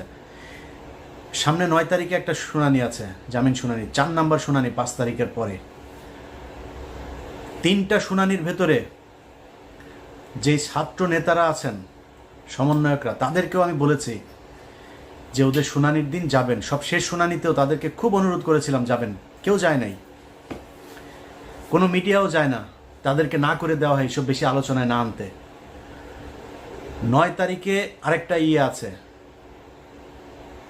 আমি প্রথম যেদিন দেখলাম যে এরা কেউ যায় না, সব শেষ তাদেরকে অনুরোধ করলাম, হাসনাত সহ সবাইকে অনুরোধ করলাম যে ভাই একটু যায়েন ওদের এটার ব্যাপারে, ওরা এখানে পরিবারগুলো থাকবে। সেই পরিবারগুলো দেশের বিভিন্ন জায়গা থেকে আসলো, কেউ গেল না, জামিন হয় না, একটার পর 3টা শুনানি গেল, 4 নাম্বার শুনানি। বিডিআর হত্যাকাণ্ডের বিচার যদি হয় তাহলে এই দেশে অনেক কিছু পরিষ্কার হয়ে যাবে। এই কারণে বিডিআর হত্যাকাণ্ড নিয়ে তারা বিচার করবে না। আপনাদের মনে আছে বিএনপির পিন্টু ভাইকে জেলখানায় স্বাভাবিক মৃত্যু হয় নাই, তাকে মেরে ফেলা হয়েছে। কারণ পিন্টু ভাইকে যদি বাঁচিয়ে রাখতো তাহলে পিলখানা হত্যাকাণ্ড নিয়ে অনেক ঘটনা বের হয়ে যেত, এই কারণে তাকে মারা হয়েছে। এখন এই যে বিডিআরের যারা সৈনিক আছে, আমি এটা আমার কাছে কেউ কিছু বলে না, কিন্তু আমার ধারণা, ধরেন সব শেষ এখানে যেই এই শুনানির পরের যে মাঝখানের যে সময়টা, এই সময়ের ভেতরে তারা একটা পরিকল্পনা করতে পারে। যেহেতু এটা নিয়ে অনেক আলোচনা হচ্ছে, আমরা এখান থেকে কয়েকজন সৈনিক ছাড়বো, সবাইকে ছাড়বে না, কান কেটে ফেলে দেব যদি সৈনিকদের সবাইকে ছাড়ে। আরেকটা চ্যালেঞ্জ নিলাম, যান, ভিডিও রেখে দিলাম, তো এই ভিডিওটা রেখে দেন। 9 তারিখ, জানুয়ারি 9 তারিখের পরে, তারপরে এটা নিয়ে আপনারা চ্যালেঞ্জ আমার এটা গ্রহণ করবেন। তো এদেরকে ছাড়া হবে না। প্রথম ঘটনার পর থেকে বুঝলাম যে না, আমরা তো আসলে বিজয় উদযাপন করলাম, এত নাচাগানা করলাম, এই সরকার তো আসলে আমাদের সরকার না। এদের ভেতরে ডক্টর মোহাম্মদ ইউনূসকে সামনে রেখে সব ভেজাল চিটা সব এটার ভেতরে ঢুকিয়ে দেওয়া হয়েছে। ইন্ডিয়ান পুরো সেকেন্ড লেয়ারের যা আছে সব এই জায়গায় বসানো। ডক্টর মোহাম্মদ ইউনূস চাইলেও কিছু করতে পারে না। এখন ডক্টর মোহাম্মদ ইউনূসের সামনে রাস্তা একটাই আছে, উনি যে কোনো দিন শুনবেন যে উনি চলে গিয়েছে দেশ থেকে। এরপরে কি হবে? পুরো সেট আপ সাজিয়েছে আসিফ নজরুল, মাহফুজা আনাম, মতিউর রহমান। সব জায়গায় বিএনপির কিছু লোকজন আছেন, তাদের খুব মনে হয়, আমার নিয়ে মনে হয় খুব কষ্ট কিছু, মানে আমি ঢালাওভাবে বিএনপি জামাতকে নিয়ে ঢালাওভাবে কথা বলার মতো স্পর্ধা আমি দেখাইতে পারবো না। এই দলের মানুষ আমাকে প্রচণ্ড ভালোবাসেন, আমাকে প্রচণ্ড শ্রদ্ধা করেন, তাদের নিজেদের মানুষ মনে করেন। তারা ধান খেতে ঘুমিয়েছেন, তাদের অনেক মানুষ হত্যার শিকার হয়েছে। এই সব শেষ আন্দোলনেও 95% মানুষ জামাত এবং এই বিএনপির লোকজন মারা গিয়েছেন, শহীদ হয়েছেন যারা। অতএব আমরা এদের ব্যাপারে কথা বলতে গেলে রেসপেক্ট করে কথা বলতে হবে, আমার ব্যাপারে কথা বলতে গেলেও একটু রেসপেক্ট দেখায় কথা বলতে হবে। আমাকে বলা হয়েছে যে জামাতের গতকালকে একটা প্রতিবাদ জানিয়েছে আমার একটা বক্তব্যে। সেই বক্তব্য হচ্ছে, আমি বলেছি জামাতের যে নায়েবে আমির আছেন, ওই যে তাহের সাহেব, এই তাহের হচ্ছে রয়্যাল লোক। এটা বলার পরে তারা প্রতিবাদ জানিয়েছে আমার এই বক্তব্যের। আমি এটাকে খুব পজিটিভলি নিয়েছি, কারণ জামাত একটা সংগঠন, তাদের সাংগঠনিক একটা পদক্ষেপ থাকবে, এটা কোনো ব্যাপার না। আমি ওনাদের ওই ফেসবুক পেজেও, জামাত ইসলামের যে পেজ আছে সেখানে গিয়ে জামাতের লোকজনেরও বক্তব্য দেখেছি, কমেন্ট দেখেছি, আমার কাছে খারাপ লাগে নাই। ওনারা মানে খুবই বন্ধুসুলভ আচরণ করেছেন। তবে জামাতের কাছে আমার অনুরোধ থাকবে, যে অভিযোগটা আমি শুনেছি এটা তো আমার নিজের বানানো না, এটা আপনাদের ভেতর থেকে আমাকে জানিয়েছে। তার বাড়িতে নইমুল ইসলাম খান, তার বাড়িতে ছিল নাইমুল ইসলাম খান, তার বাড়িতে ছিল, এবং আবু তাহের সাহেব তাকে পালাতে সহযোগিতা করেছেন। এই ছাড়াও জামাতের আরও অনেকজনের ব্যাপারে এই বিষয় আছে। শামা ওবায়েদ বিএনপির সব তথ্য ভারতে পাচার করে। শামা ওবায়েদের সাথে এখনও শেখ হাসিনার কথা হয়। বিএনপিকে বলে রাখলাম, আপনারাও সাবধান থাকবেন। আমি যদি নাকি কোনো কথা বলি, ওই কথা বিএনপি বা জামায়াতের ক্ষতি করার জন্য না। জামাত ইসলাম যেটা করেছে, বিবৃতি দিয়েছে, কোনো সমস্যা নেই। আমি আমার কথা বলেছি, আমার এটা রেসপেক্ট রেখে বলছি, এটা নিয়ে তদন্ত করবেন। যদি আসলেই কোনো কিছু পাওয়া না যায়, আমি তাহের ভাইয়ের কাছে আবার ক্ষমা চেয়ে নেব। তো এই যে বিএনপি জামায়াতের লোকজন, ওনারা কিছু কিছু লোকজন যে মনে করেন যে আসিফ নজরুল হচ্ছে তাদের লোক, তাদেরকে বলবো তারেক রহমানের বক্তব্য শোনেন। তারেক রহমান আপনার মনে হয় এমনিতেই বলে যে সামনে নির্বাচনটা কঠিন নির্বাচন, এমনিতেই বলেন যে আপনারা মনে করবেন না যে আমরা ক্ষমতায় চলে এসেছে, এগুলো এমনি বলে না। কিন্তু তারেক রহমান খবরগুলো জানে যে তারেক রহমানকে মাইনাস করার জন্য কত ষড়যন্ত্র চলছে, এবং সেইটার পার্ট হচ্ছে এই আসিফ নজরুল, রেজওয়ানা বন্যা, আরেকটা আছে ওদের সাথে ওয়াহিদ মাহমুদ, তো নামটা ভুল করছে কিনা জানি না, এই গং গত সপ্তাহে এই ডক্টর মোহাম্মদ ইউনূস তিনি বলেছেন যে 25-এর মাঝামাঝি বা শেষের দিকে আমরা একটা নির্বাচনের দিকে করি। তিনারা যাবেন না, তিনাদের কথা 26-এর শেষে গিয়ে আমরা চিন্তা করব। এর মাঝখানে সেট শেষ হয়ে যাবে, সব শেষ। বিএনপির ভাইদেরকে বলতে চাই, সব শেষ। দুদকের একজন চেয়ারম্যান আপনাদের দলের ক্যান্ডিডেট ছিল, সে বিএনপি করে না, খুব সৎ মানুষ।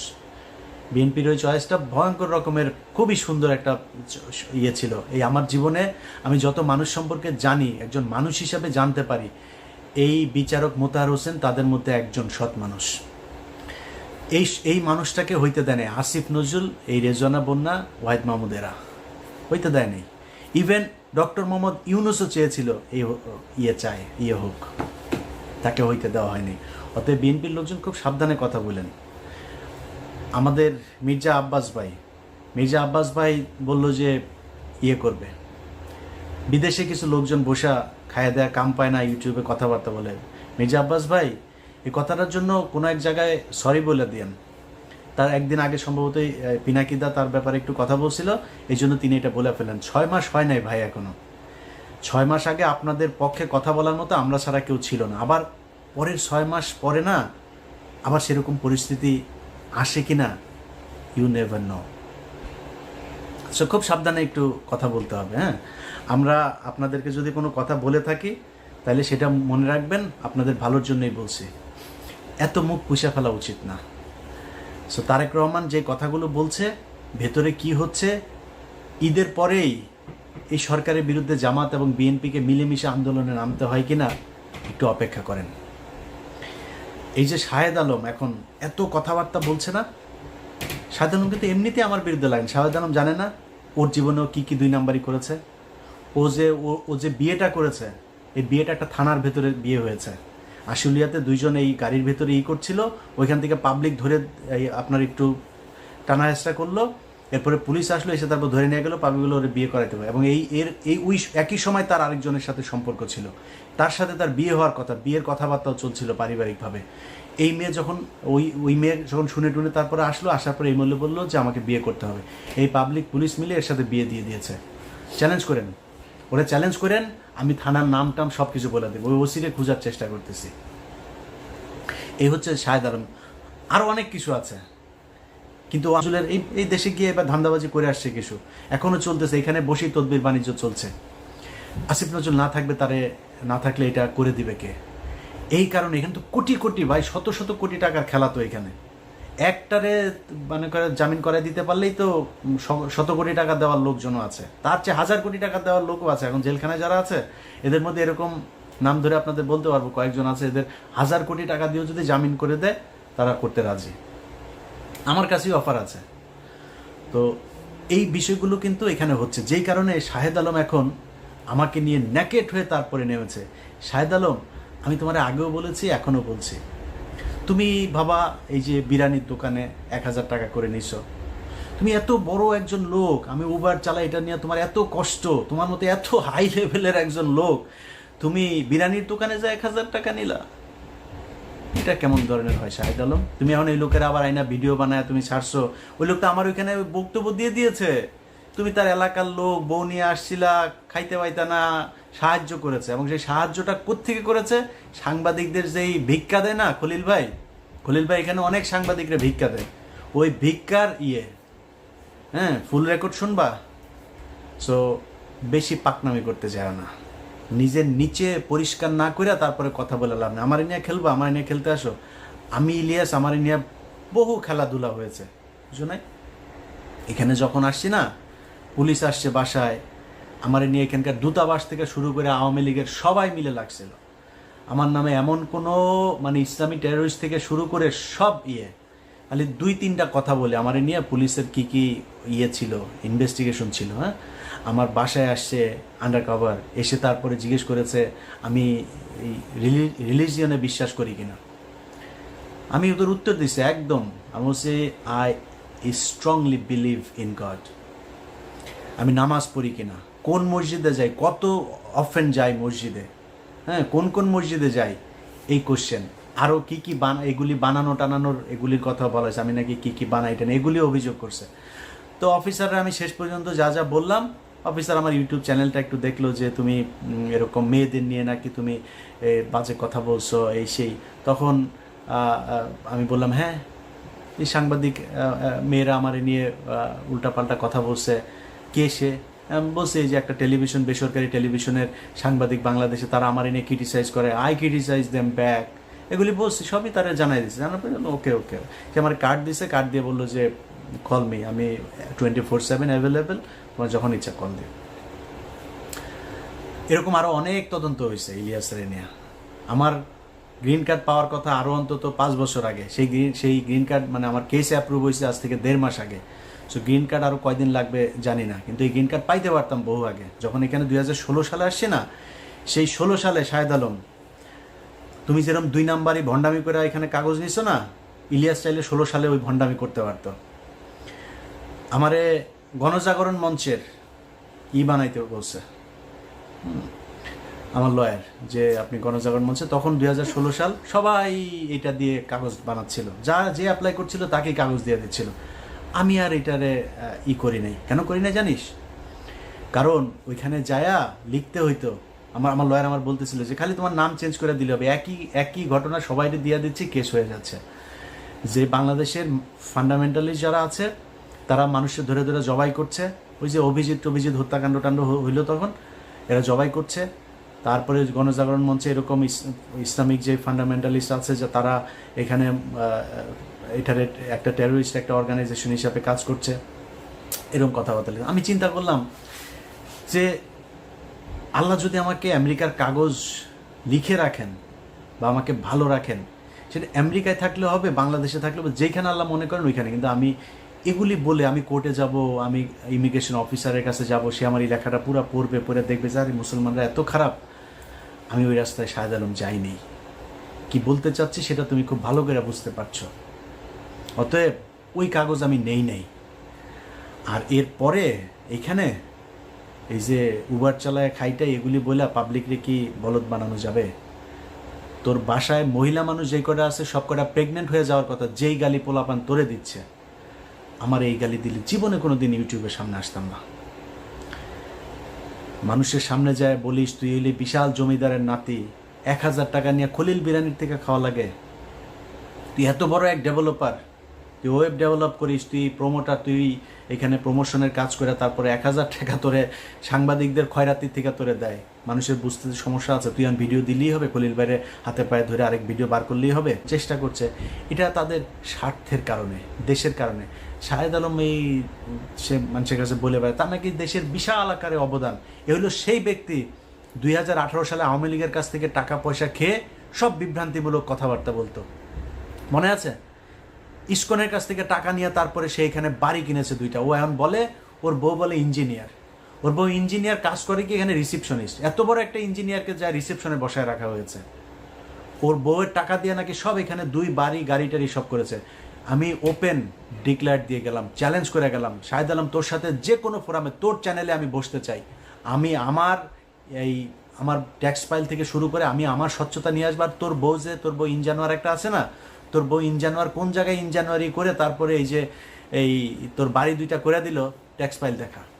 এই দেশে তোর বউর মতো এত বিশাল বিশাল বড় একজন নাসার ইঞ্জিনিয়ারে তো তুই করতে পারবি না, তাই না? টাকা ছাড়া তো ক্যাশে তো আর টাকা দেয়নি, তাই না? চেকের মাধ্যমে টাকা দিয়েছে। সো চেক আছে, চেক দেখাস, কান কেটে ফেলবো। এখন তোর বাপ আসিফ নজরুলের কাছ থেকে আরও ধান্দাবাজি করে আরও বাড়ি করার চিন্তা ভাবনা করছিস। সো এইসব টাকা পয়সা তো বের হয়ে যাবে এক সময়। সম্মান আর টাকা পয়সা সব একসাথে পাওয়া যায় না। যতদিন সম্ভব বিএনপি বা জামাতকে ক্ষমতায় আসতে দেওয়া যাবে না, আপনারা এখানে বসে বসে খাবেন, এইভাবে চলতে দেওয়া যাবে না। বিডিআর হত্যাকাণ্ডের প্রতিটা পরতে পরতে ইন্ডিয়া জড়িত থাকা, আওয়ামী লীগের যে নীল নকশা সেটা জড়িয়ে আছে। সাগর রুনিনিয়ানা বলে বিচার করেন, আসিফ নজরুল প্যান্ট ভিজায় ফেলতো সাগর রুনিরে নিয়ে কথা বলতে বলতে, কই সেই বিচার? শাপলা চত্বর হত্যাকাণ্ড, কই সেই বিচার? যারা গুমের শিকার তারা কই? আপনাদের সময় ডিজিটাল সিকিউরিটি অ্যাক্ট এখন পর্যন্ত 5 মাস বাতিল করা যায় না, সময় পান না, সিনেমা দেখতে জানাবেন না। শামা ওবায়দরে নিয়ে হলের ভিতরে অন্ধকারে যায় বসেন, তো আমরা বুঝি না এগুলি কিছু। আপনারা সিনেমা দেখতে যাওয়ার সময় পান, ডিজিটাল সিকিউরিটি অ্যাক্ট বাতিল করার সময় পান না। এখন পর্যন্ত হাজার হাজার বিএনপি জামায়াতের লোকজন জেলখানায় বন্দী। গত সপ্তাহে তোলা হয়েছে, আমার এই ফেসবুকে সে ছবি দিয়েছে, ভিডিও দিয়ে রেখেছি।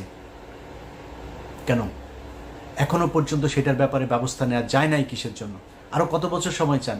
এমনি বসে বসে লুটপাট করবেন। আমার এই নেতা ফোন করে, ওই নেতা ফোন করে, ইলিয়াস ভাই এরা তো আমাদেরই লোক, এদের সাথে এরকম করলে তৃতীয় পক্ষ ঢুকবে। আর ভাই এরা আপনার লোক হইতে পারে, আমার লোক না। আমি তো আপনার দলের কেউ না, আমি তো বিএনপি জামাতের লোক না। বিএনপি জামাতের টাকা নিয়ে আমি কি আমার সংসার চালাই নাকি? আমি আপনার টাকায় কথা বলবো? আমার যে সমস্যা, আমার সমস্যা ইন্ডিয়ায়। অথবা আমার ওইটা না পাইলে তো আমি মনে করবো না এই দেশ স্বাধীন হয়েছে।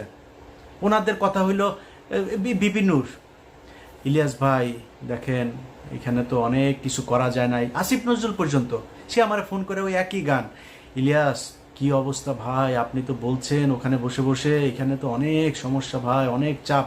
আপনারা এত চাপ নিয়ে কাজ করতে বলছে কে আসিফ নজরুল? বিপিনুরও একই, আরো কয়েকজন রাজনীতিবিদ একই আলাপ। এদের অনেক চাপ, কাজ করতে পারে না। এত চাপ, মানুষ তো জীবন দিয়েছে এই দেশে, আবার নামবে দরকার হইলে। আপনি বলেন কি করা লাগবে বলেন, তারা আসবে, আবারও রাস্তায় নামবে, আবারও জীবন দিবে। কোথা থেকে চাপটা আসে, কারা চাপ দেয় বলে দেন।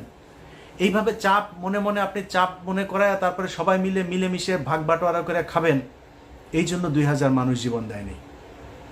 অতএব যারা মনে করেন যে আসিফ নজরুল্লাহ তাদের তৃতীয় পক্ষ সারা অন্য কিছু, আসিফ নজরুল রায় তৃতীয় পক্ষ। তারাই আপনাদেরকে বিএনপি এবং জামায়াতকে মাইনাস করার জন্য আপনারা মনে করছেন বিএনপির কিছু লোকজনের এই সুবিধা, কি সুবিধা দিয়েছে?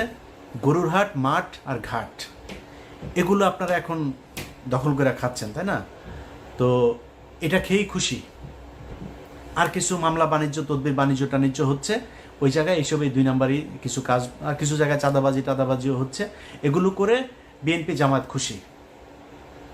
কিন্তু এইটা চিন্তা করেন নাই যে আপনাদেরকে দিয়ে এগুলো করিয়ে তারপরে তারা সারা দেশে বোঝানোর চেষ্টা করছে বিএনপি বিশাল চাঁদাবাজ একটা দল, জামাত ইসলাম বিশাল চাঁদাবাজ একটা দল, এরা হচ্ছে গিয়ে এই আওয়ামী লীগের লোকজনকে তারা দিচ্ছে। এই মিডিয়া, সেই মিডিয়া যারা কিনা আপনাদের কথা বলে না, আপনাদের নাম তারেক রহমানের বক্তব্য চালায় না এরা। তারেক রহমানের নাম বলার আগে তাকে খাম্বা টাম্বা এগুলো বলে কথা বলতো, মনে নাই? এই মিডিয়া সেই মিডিয়া একটাও চেঞ্জ করে নাই, সব ওই জায়গাতেই আছে, শুধু সময়ের অপেক্ষায় আছে। সব সেট ঠিক হইলে এই যে চিন্তা করছেন না, সব কিছু চেঞ্জ হয়ে যাবে। এই যে গোয়েন্দা সংস্থা, আপনার কি মনে হয়? মানব জমিন নিউজ করেছে, দেখেছেন গত পরশুদিন কি বলেছে তারা? যে ভারতের পররাষ্ট্র সচিব বাংলাদেশে এসে 1 ঘন্টা কোনো হিসাব ছিল না। এই 1 ঘন্টা তিনি কোথায় ছিলেন? সে 1 ঘন্টা মানব জমিন বলেছে সে সেনাপ্রধানের সাথে ছিল। কেন? ডক্টর ইউনূসকে বাইপাস করে সেনাপ্রধানের সাথে পররাষ্ট্র সচিবের এই বৈঠক কে করিয়ে দিয়েছে? এটা খুঁজে বের করতে হবে। যারা মনে করছেন তৃতীয় পক্ষ, দিন যত যাবে তত বিএনপি এবং জামায়াতের জন্য এই দেশ কঠিন হয়ে দাঁড়াবে। যারা মনে করেন যে না, ওদেরকে আরও সময় দেওয়া উচিত, এই ইলিয়াস ভাই এখন এত এইসব নিয়ে কথা বলার দরকার নাই।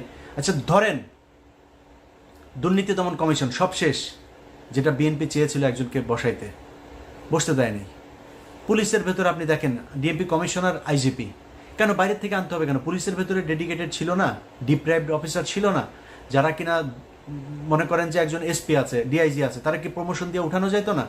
বাইরের থেকে কেন আনতে হইলো? যারা কিনা প্রথম আলোতে কলাম লিখতো, কেন এছাড়া কেউ ছিল না?